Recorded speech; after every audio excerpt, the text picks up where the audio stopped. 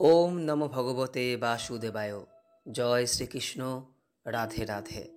বন্ধুরা, শুধুমাত্র বৈশাখ মাস নয়, সমগ্র বছরের একটি অন্যতম শ্রেষ্ঠ দিন হল অক্ষয় তৃতীয়ার দিন। কারণ এই দিনটির নামের মধ্যেই এর মাহাত্ম্য লুকিয়ে রয়েছে। অক্ষয়, যার কোনো ক্ষয় হয় না। বলা হয় এই দিন আপনি যে কাজই করুন না কেন, সেই কাজ সর্বদা অক্ষয় হয়ে থাকে এবং তার ফল অনন্তকাল ভোগ করতে হয়, তা সে ভালো হোক অথবা খারাপ। বন্ধুরা, শাস্ত্রে অক্ষয় তৃতীয়ার দিন মা লক্ষ্মীর প্রতীকযুক্ত কিছু দ্রব্য ক্রয় করার কথা বলা হয়েছে।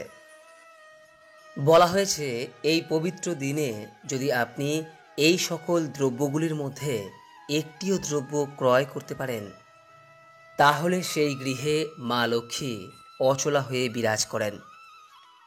বলা হয় অক্ষয় তৃতীয়ার দিন যদি বাড়ির বাইরে বের হন, তাহলে কখনোই খালি হাতে বাড়িতে প্রবেশ করা উচিত নয়।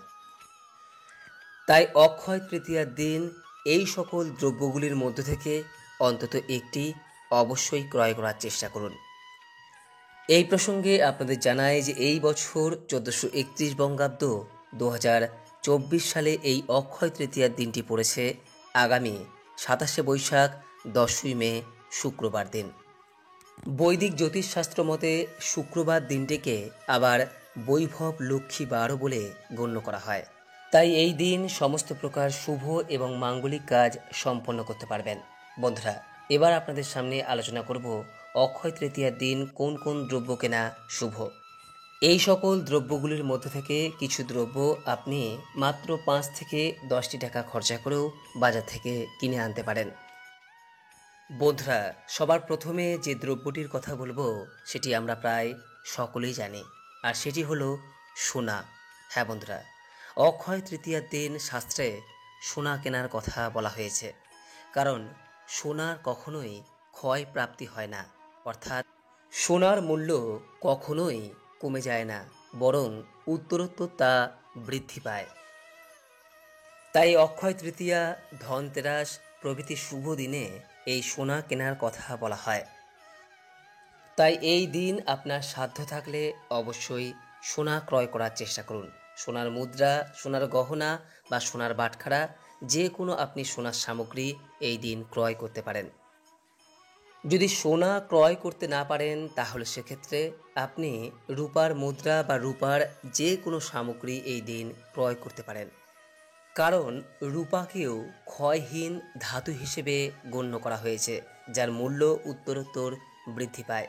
তাই অক্ষয় তৃতীয়ার দিন আপনি রূপার একটি পয়সা, যাতে মা লক্ষ্মী গণেশের মূর্তি অঙ্কিত রয়েছে এমন একটি মুদ্রা ক্রয় করতে পারেন। এছাড়াও রূপার বাসনপত্র বা রূপার কোনো দেবদেবীর মূর্তিও এই দিন আপনি ক্রয় করতে পারেন। যদি রূপা ক্রয় করার আপনার সামর্থ্য না থাকে, তাহলে সেক্ষেত্রে আপনি এই দিন তামা, পিতল এবং কাঁসার যে কোনো সামগ্রী ক্রয় করতে পারেন, কারণ এগুলিও সমৃদ্ধি সূচক ধাতু হিসেবে গণ্য করা হয়, যার মূল্য ক্রমাগত বৃদ্ধি পায়। তাই সোনা, রূপা, তামা, পিতল, কাঁসা এই সকল ধাতুগুলির মধ্যে থেকে যে কোনো একটি ধাতু এই দিন আপনি ক্রয় করার চেষ্টা করুন। এই দিন আপনি কোনো জায়গা ক্রয় করতে পারেন বা কোনো জায়গার বায়না দিতে পারেন, কোনো দোকান কিনতে পারেন, অথবা থাকার জন্য কোনো বাড়ি এই দিন আপনি ক্রয় করতে পারেন বা তার বায়না দিতে পারেন। এটিও অত্যন্ত শুভ হিসেবে গণ্য করা হয়। কারণ আপনি যে জায়গা, জমি, বাড়ি বা দোকান ক্রয় করছেন তা সমৃদ্ধির পরিচায়ক। এই বিষয়গুলির মূল্য কখনোই কমে যায় না, এগুলি উত্তরোত্তর বৃদ্ধি পায়। এগুলি বংশ পরম্পরায় অক্ষয় হয়ে থাকে। সেই কারণে অক্ষয় তৃতীয়ার দিন এই সমস্ত জিনিসগুলি ক্রয় করার কথা বলা হয়।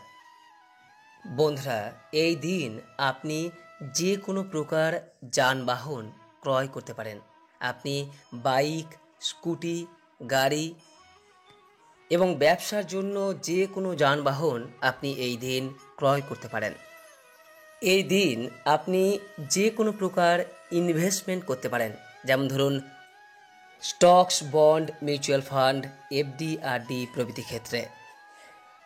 কিন্তু বন্ধুরা, আমাদের অনেকেরই হয়তো এই সকল সোনা, রূপা বা বিভিন্ন ধাতু, জমি জায়গা, যানবাহন ইত্যাদি ক্রয় করার সামর্থ্য হয়তো থাকে না, বা সামর্থ্য থাকলেও হঠাৎ করে আমরা তা কিনতে পারি না। সেক্ষেত্রে আমাদের কি করণীয়? কারণ খালি হাতে এই দিন কখনোই গৃহে প্রবেশ করতে নেই। সেক্ষেত্রে আমাদের অবশ্যই এই সকল দ্রব্য সামগ্রীর মধ্যে একটি হলেও ক্রয় করে বাড়িতে প্রবেশ করা প্রয়োজন।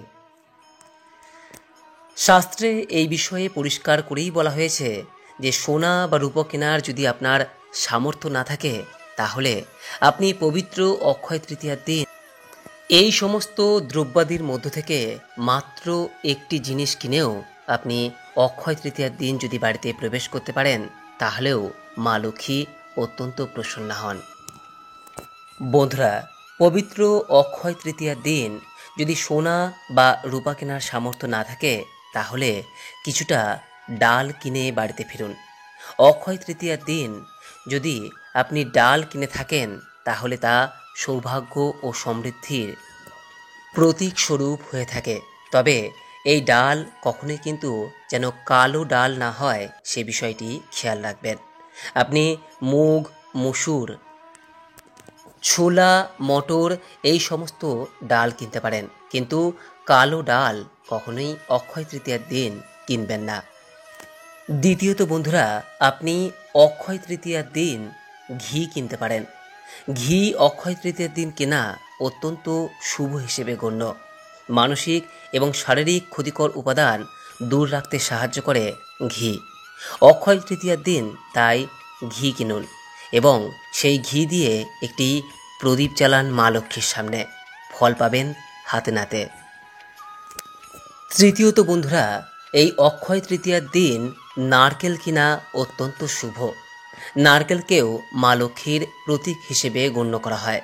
তাই যদি সম্ভব হয়, অক্ষয় তৃতীয়ার দিন একটি নারকেল ক্রয় করুন এবং সেই নারকেল দিয়ে নাড়ু প্রস্তুত করে মা লক্ষ্মীর উদ্দেশ্যে নিবেদন করে সকলকে প্রসাদ হিসেবে বিতরণ করুন। দেখবেন এতে অত্যন্ত প্রসন্ন হবে। বন্ধুরা, অক্ষয় তৃতীয়ার দিন যদি সবুজ শাকসবজি কিনতে পারেন, সেটিও কিন্তু অত্যন্ত শুভ হিসেবে বিবেচিত। জ্যোতিষশাস্ত্র মতে এই সবুজ পাতাওয়ালা সবজি অর্থেরই প্রতিরূপ। তাই এই দিন যদি সম্ভব হয়, সবুজ শাকসবজি কিনে আনুন বাড়িতে। দেখবেন এতে গৃহের মঙ্গল হবে। বন্ধুরা, আপনি এই অক্ষয় তৃতীয়ার দিন মা লক্ষ্মীর প্রতীকস্বরূপ চাল বা অন্য কোনো দানা শস্য কিনে আনতে পারেন।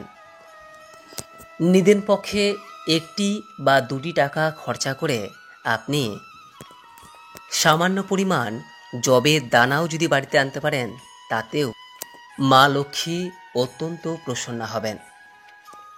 বন্ধুরা, এই দিন বার্লি এবং যবের দানা কেনা অত্যন্ত শুভ হিসেবে গণ্য।